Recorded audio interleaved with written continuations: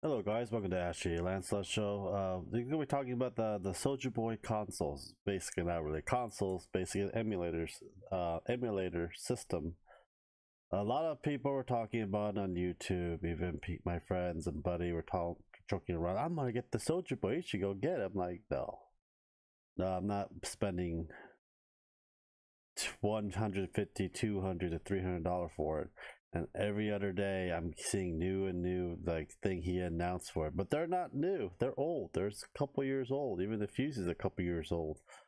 The handheld system been a couple years old. There's nothing, you know, nothing innovative about it. It's just basically for the Chinese market because China has a several um laws with video games. They're a little bit lax now than they previously were. So basically, you know, I think they found Soulja Boy, and Soulja Boy invested on them, and selling their console. I think Soulja Boy basically bought a bulk of it and put like 2 or 3 times what it's worth and basically selling it and keep the profit. A lot of people ordered it but never actually received it. They actually went to the Chinese site, or certain other sites that actually sell for a lot cheaper. And I'm also noticing that like to me it feels like a scam, and I know Nintendo's going after Soulja Boy because pirated ROMs that's not licensed by Nintendo on the system. He may able to get out of the lawsuit and everything else for that. But I think if he was smart, he wouldn't do it. He would actually invest on something like indie developers or so on. If he wanted to make a um be more into gaming stuff, hire coders, storytellers, and make games for it, and then start making AAA games. Consoles are, it's going to be one of the hardest thing to compete with because you have several people dedicated to one system or 3 systems. I'm basically dedicating majority of mine on some PlayStation and Nintendo because Xbox doesn't really have the games I really want to play. When we're gonna get a new Halo, the new Gears of War out, stuff like that. The rest I can just play on my PlayStation 4 because I play majority JRPG games like back there. It is very weird, that he is doing this. He's not that prevalent or that famous anymore because he was back in 2007, I believe, and people forgot about him. Like Cisco, we forget about Cisco. You know who Cisco is? You can Google him. He's another singer as well. He wants to do an esport franchise as well. Good luck with that. Um, that's a whole different ball game. I don't think he has an ideal of.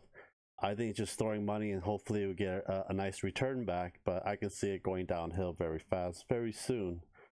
Just give it some more time. I'll give it another couple more days. We'll bring out another Chinese knockoff that he's gonna put his name on. That is like, oh my god, it's the best thing of all. It's like, no, it's not gonna go over 4K graphics. I bet it's majority gonna run like crap. But if you want an emulated system, just get a Raspberry Pi. I'm about to get one myself. I'm gonna save up for it. I'm probably gonna have Down Phoenix or whoever or Grim Monolith. I'll buy it, send it to them, put all the emulators in there for me, and I get it back and test it out and how it goes as well. It's one of those things that they all have to be careful about. This is something that's very dangerous to play with. If I was him, I'll invest on actually hiring people to make games, like coding games. Indie's really good right now. With the right storyteller, the right coders, you can actually bring out a decent game. It doesn't have to be nothing fancy or high graphics. For me, if I had money investment, I'll actually make a lot of Dungeons and Dragon game on the Nintendo Switch or on the computer. That's my opinion because back in those days it was tactile system for Dungeons and Dragons. They became a 3D module when you go in and you had to do certain things. So you answer a certain question, find a certain clue. If you don't, you die and you start all over again. That was the type of thing I was thinking about the indie developers should bring back. the nostalgia of that, how great it was back then. But you know, I'm sick of hearing Soulja Boy. I've been saying like 6 different Soulja Boy every other freaking day. I think he needs to stop. I know Dom Phoenix is sick of it as well. I am too. I'm just putting my 2 cents on it because I know people want to hear my opinion as well. It's not going to go anywhere. He's not going to make a profit from it. If you guys bought it from his actual site, you know, you may not going to see your console. Just get it from the actual people who created damn system and buy if you really want it. Save yourself $100 to $200 from it. You know, if you want to, you know, throw money in, you know, just send the money this way. You know, Streamlabs down below, and just send me that money instead, and I can have a very good use for it. Yeah, that's my 2 cents. I'm not gonna buy it. There's no really need to. Usually, you have 3,000 games. I'll bet you at least about 100 of them will work. 2,900 of them will be crap, and probably duplicates as well.